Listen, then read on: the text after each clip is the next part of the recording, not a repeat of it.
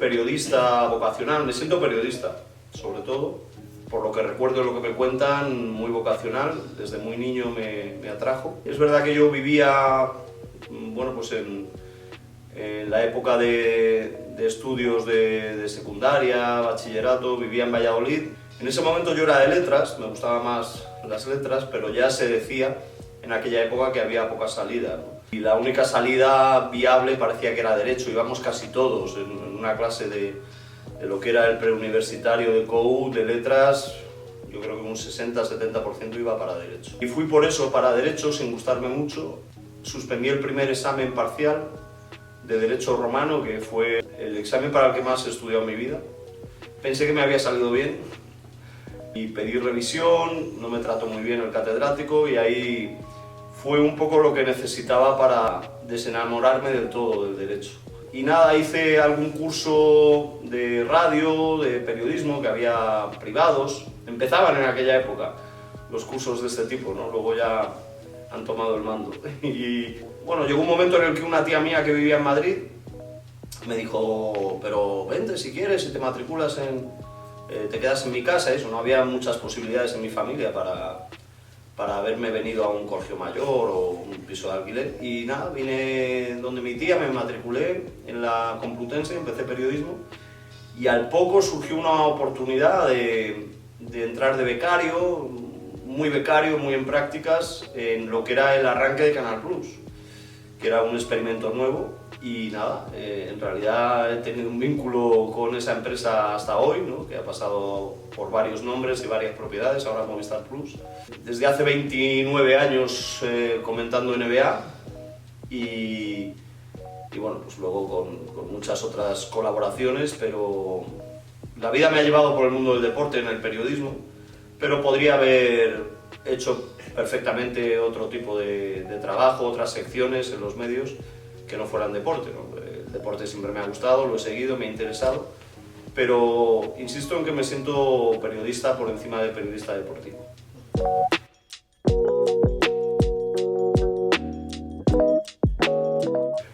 Mira, lo del fútbol es difícil, porque los recuerdos más o menos, así muy vagos, muy esporádicos, empiezan con la edad de 3 o 4 años.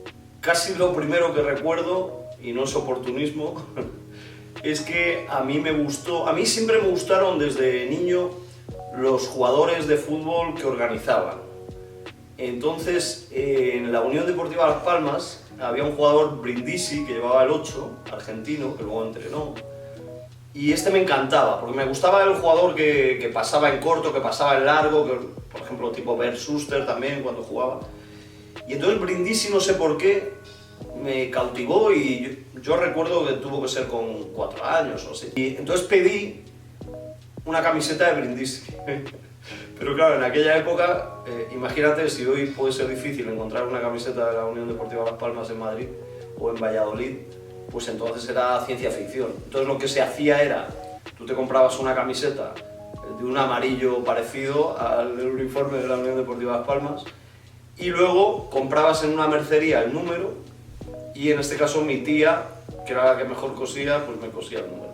Ya poner el nombre era ciencia ficción también. Por lo tanto, ese fue el primer recuerdo y luego he tratado de investigar, de deducir a posteriori, porque me hice muy del Atlético de Madrid y me gustaba un jugador, Ayala, también argentino, curiosamente, que llevaba el 11 en el Atlético de Madrid. Y entonces, averiguando después, en aquella época se televisaba solo un partido, en televisión española, uno de liga por semana, y era normalmente los sábados por la noche. Entonces hubo, en las fechas en las que yo creo que me hice del Atlético de Madrid, hubo un Valencia-Atlético de Madrid, en el que Ayala jugó muy bien y marcó el gol de la victoria y eso, y yo creo que me hice del Atlético viendo ese partido. No sé si lo vi entero, si vi un rato con mi padre, que le gustaba mucho. Entonces ahí ese es el momento en el que yo me engancho al fútbol, y el baloncesto sí lo tengo más identificado, porque yo había visto algún partido también de Copa de Europa, sobre todo, cuando tenía 8 o 9 años. Un conocido de mi padre era directivo del equipo de baloncesto que acababa de subir a lo que era Primera División, ¿no? Luego posteriormente a CB. Y le dijo, ¿por qué no vais un día al baloncesto? Está espectacular, tenemos un equipo muy vistoso y se pasa muy bien. Entonces fuimos mis padres y yo. y eso o sea, me cambió la vida, claro, ese día que fui. Además era un día entre semana, era una competición europea, Copa Corax creo que era. Y sobre todo hubo dos jugadores, tampoco es oportunismo, uno canario, Carmelo Cabrera, y otro estadounidense, Nate Davis, que establecían una química, una conexión en la pista tremenda. Incluso para un absoluto desconocedor de ese juego, de ese deporte. Y eso ya me pilló para siempre, me cogió para siempre para el baloncesto. A partir de ahí empecé a seguir mucho el baloncesto, la competición nacional, a consumir prensa deportiva buscando el baloncesto y bueno, hasta aquí, ¿no?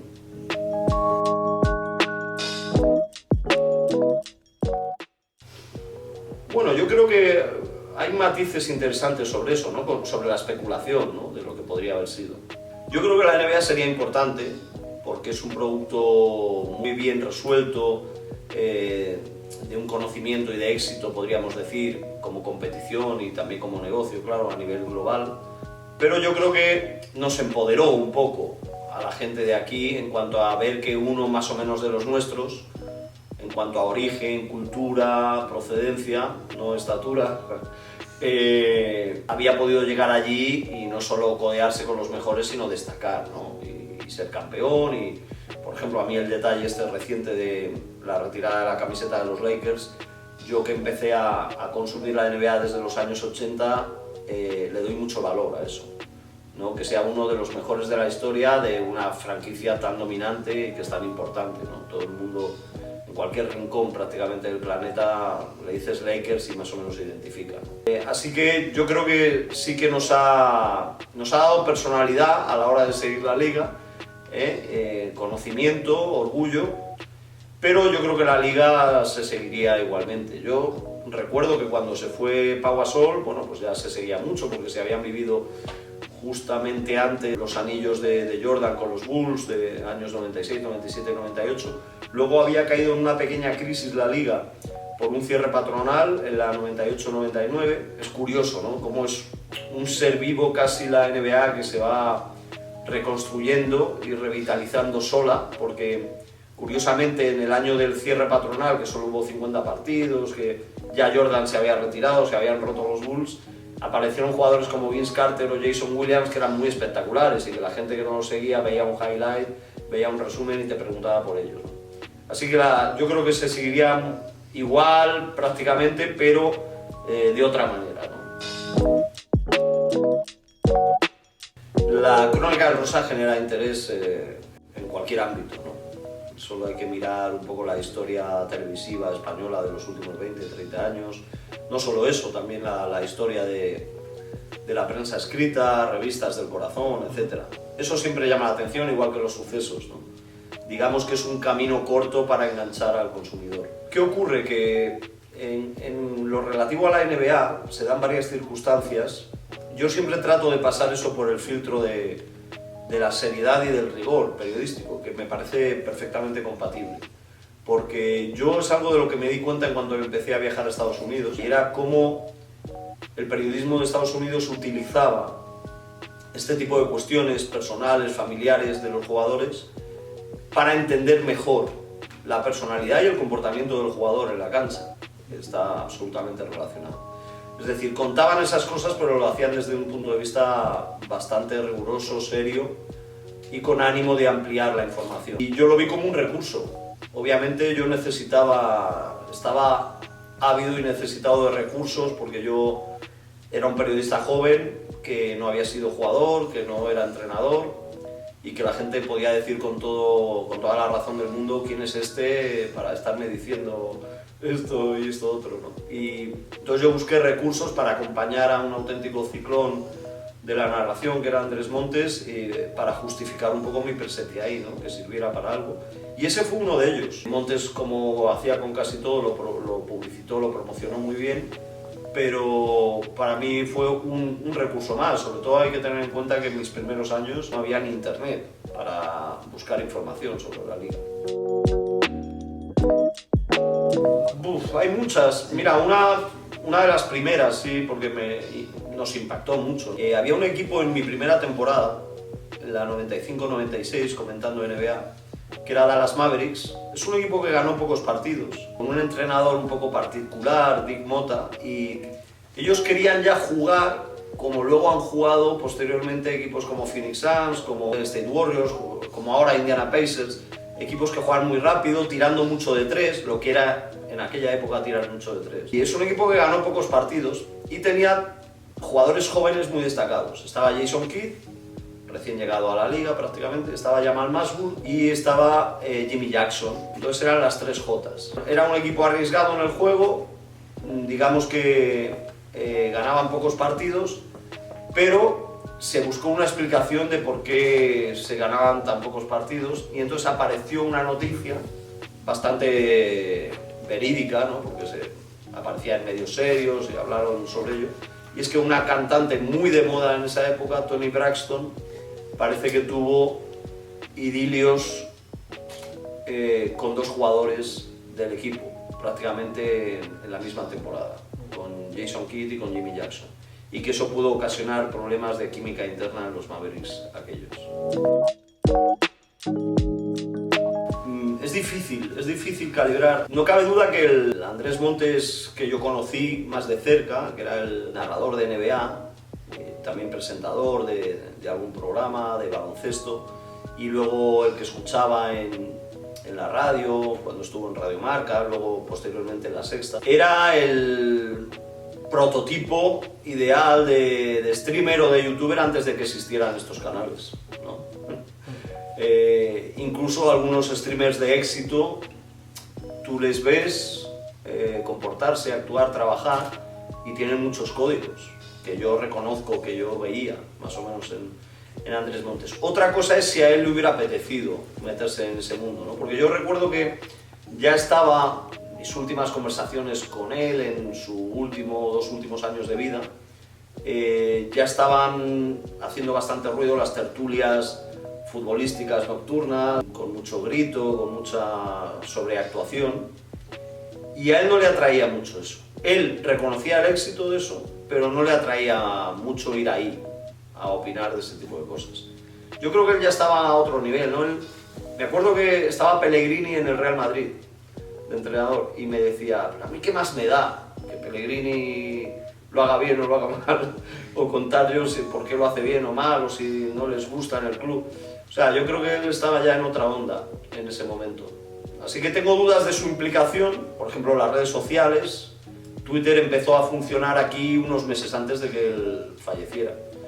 Entonces tampoco sé si él se hubiera expuesto mucho en redes o no. Para algunas cosas era muy perezoso. Entonces tengo mis dudas de si hubiera lanzado mucho, pero desde luego hubiera sido el comunicador ideal para estos tiempos.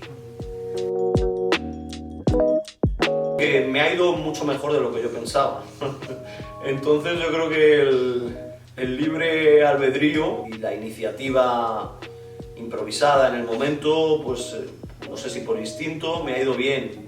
Entonces el consejo sobre todo, desde el principio, que le daría, aunque yo creo que me defendí bien en eso, pero el consejo que le daría, y sobre todo a la gente que empieza también, es que traten de hacerse respetar, de colaborar en dignificar la profesión, bueno, pues empoderarse dentro de lo que es su labor periodística, porque no hay que trabajar sin cobrar, no hay que hacer más horas de las que corresponden por el hecho de ganar méritos, porque esos supuestos méritos que puedes ganar luego nunca te los devuelven en correspondencia. Entonces, bueno, hay que trabajar, hay que formarse y hay que valorarse. Bueno, yo soy, como te he dicho antes, del Atlético de Madrid, en fútbol. En baloncesto en España siempre fui del equipo de Valladolid, fui socio varios años, ese club desapareció, ahora han creado otro que también acapara mis simpatías, está en Leboro. En NBA, pues me hice en los 80 de Washington, del equipo de Washington, porque hubo varias temporadas que tenían como jugadores que me llamaban mucho la atención, ¿no? Hubo una temporada que tenían al más alto y al más bajo, Manute Bol, Maxi Box. Tuvieron a Moses Malone, Jeff Malone, Bernard King, que era un jugador que me gustaba mucho y que tuvo lesiones y que trató otra vez de ser un jugador de primera línea después de lesiones graves también jugó por allí. Siempre, luego Chris Webber, que era uno de mis favoritos y que le había narrado en el baloncesto universitario, pues acabó en Washington también. Así que ha sido siempre mi equipo, aunque no me ha dado grandes alegrías, ¿no? Desde los 80. Pero bueno, yo creo que una vez que tú eres de un equipo y te haces en tu etapa de formación de un equipo, es difícil cambiar, ¿no? Es una cosa muy de sentimiento, muy de corazón. En cuanto a los GOATs, ¿no? Los mejores de la historia, a mí todavía me sigue pareciendo el mejor Jordan. Habría que especificar qué es el mejor o en qué ha sido el mejor, ¿no? Me parece el mejor en la relación con el balón, en el espíritu competitivo, también el carisma, desde el punto de vista de la estrella del deporte. Pero valoro mucho a otros, ¿no? LeBron James tiene un valor espectacular en cuanto a la longevidad, el deportista moderno comprometido con la sociedad también. Es un deportista al que admiro y bueno, sigo sorprendido, ¿no? Con su edad, que esté al nivel en el que se ha mostrado en esta temporada 23-24 es increíble. El mejor jugador que ha habido nunca de esa edad, ¿no? Pero con mucha diferencia. Y bueno, Kobe, digamos que su muerte y el modo en el que deja este mundo, pues creo que nos impacta a todos. Siempre en los primeros tiempos puede pervertir la imagen que tengas de él a la hora de clasificarlo o rankearlo. Pero bueno, fue sin duda uno de los mejores y sobre todo no es fácil tratar de emular, como él lo reconocía, ¿no? A Michael Jordan lo estudió muchísimo. Tratar de emular a alguien tan grande y acercarse tanto. Esto es muy complicado y ese es el gran mérito de Kobe. Mira, hubo una época en la que yo estaba bastante quemado de mi trabajo con NBA, las madrugadas, los cambios. Bueno, pues después de 10 años, 11 años no sentirte justamente valorado. Entonces yo ahí pensé que lo mejor era un cambio y pedí el cambio y en mi empresa lo aceptaron. Creo que es algo que siempre he querido agradecer, que bueno, era el comentarista de NBA, de repente no quiere seguir y le dan otra cosa. Y me dieron la mejor cosa posible de las que me podían dar, que era hacer reportajes en un programa como Informe Robinson. Estuve haciendo varios reportajes ahí durante un año y pico. Y bueno, creo que es uno de los grandes programas deportivos de la historia en la televisión en España. No suficientemente reconocido, a mi parecer. Ha habido muchas envidias en el periodismo deportivo sobre lo que se hacía en Informe Robinson. Decían que era muy caro, que tenía presupuestos muy altos para cómo se veía. Entonces, claro, yo que llevo tantos años y he visto tantas cosas de tantos colores diferentes, creo que es un argumento tramposo. Que digamos que en el caso de una televisión de pago, tú no solo buscas la audiencia, incluso la audiencia no es quizás el primero o el segundo objetivo, ¿no? Sino que el abonado, el que paga, sienta que tiene un producto que no encuentra en otro sitio y que merece la pena pagar por ello. Y todo eso era Informe Robinson, un producto ideal para tele de pago y calidad televisiva relacionada con el deporte que no es fácil de encontrar. Mira, yo me crié en Valladolid, me he formado allí en Valladolid y creo que el tiempo que yo estuve allí, incluso años posteriores, mis primeros años en Madrid, yo reconocía que era un sitio ideal para vivir porque era una ciudad lo suficientemente grande como para tener cosas que puedan llenar tu vida, no tan grande como para que no suponga un agobio, ¿no? Y cercana a una gran urbe como Madrid, de ciudad universitaria, así que tenía muchas virtudes, ¿no? Aún así, yo recuerdo que había gente aquí en Madrid que me decía: me he ido con mi pareja el fin de semana a Valladolid, y a mí me extrañaba, quizá porque lo tenía tan normalizado que no sé, me parecía algo más normal irse a Toledo, a Segovia, incluso a Salamanca, más que a Valladolid. Pero luego ellos trataban de razonarme y justificarme. Y es verdad que es una ciudad agradable y una ciudad con una oferta gastronómica espectacular. La oferta cultural en algunos casos es muy buena también. Y bueno, yo creo que es muy aprovechable. Hombre, para el canario es preferible que vaya ya a partir de primavera, porque hace menos frío en cualquier sitio que antes, pero sigue haciendo frío, es una ciudad húmeda por el Pisuerga. Y bueno, muy recomendable ir por el centro, por la Plaza Mayor, a tomar vinos, a tomar pinchos, espectacular. Sí, sí. Bueno, me gustan muchas cosas de Canarias, muchos lugares diferentes, ¿no? Yo tuve por trabajo que ir mucho a Tenerife y a Gran Canaria. Y bueno, enseguida me llamó mucho la atención, me atrajo mucho. Me gusta un poco la estructura natural o paisajística picasiana un poco, ¿no? Que hay unos contrastes tremendos en poco espacio, eso me llama mucho la atención. Las playas, por supuesto, ¿no? Por ejemplo, en época COVID, en época pandemia, sobre todo fui, como yo le llamo, a las Canarias orientales, donde bueno, pues he disfrutado de playas espectaculares. Me he hecho entre comillas, un vicioso de las buenas playas. Y bueno, pues sobre todo en Fuerteventura, Sotavento, ¿no? Que para mí es quizá la mejor playa que yo he visto en Europa. Y bueno, Lanzarote, he ido muchas veces a Lanzarote.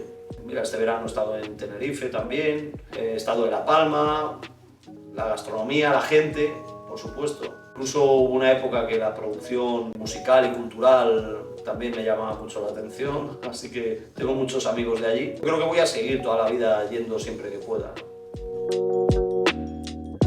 Bueno, hay que partir de algo que por lo menos a mí me pasó, no sé si le pasa a las nuevas generaciones.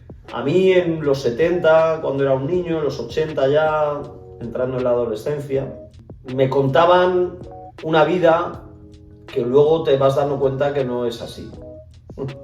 Y luego tú, dependiendo del camino que lleves, tienes que ir sobre la marcha identificando lo que te hace sentir bien, lo que tú consideras que es ser feliz. Entonces esto ya te descuadra mucho, ¿no?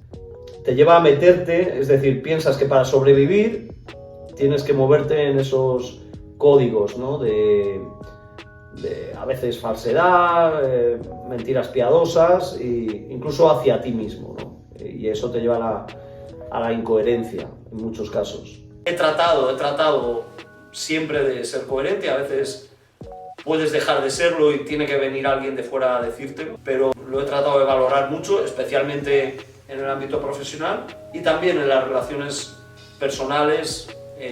Valoro que no me estén cambiando el juego, ¿no? De una banda a otra continuamente. Bastante menos para mí.